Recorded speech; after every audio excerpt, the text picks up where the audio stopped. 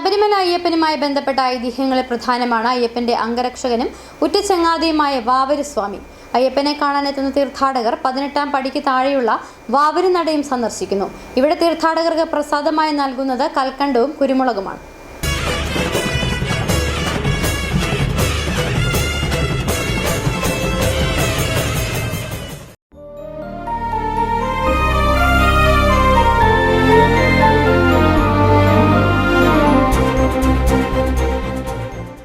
രുചിയിൽ മധുരവും എരിവും, നിറത്തിൽ കറുപ്പും വെളുപ്പും സമ്മേളിക്കുന്ന പ്രസാദം ഓർമ്മ വെച്ച നാൾ മുതൽ നൽകി വരുന്നതായി മുഖ്യകർമ്മി KS നൌഷറുദ്ദീൻ മുസ്ലിയാർ പറയുന്നു.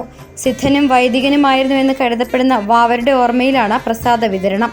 ഇവിടെ നിന്ന് ഭക്തർക്ക് പ്രസാദം കൊടുക്കുന്നതിന് പുറമെ ചില ഭക്തർ കൽക്കണ്ടവും കുരുമുളകും നടയിലേക്കും നൽകാറുണ്ട്. തൊണ്ടവേദനയ്ക്കും ജലദോഷത്തിനുമുള്ള ഔഷധമായും പ്രസാദം സേവിക്കുന്നവരുണ്ട്.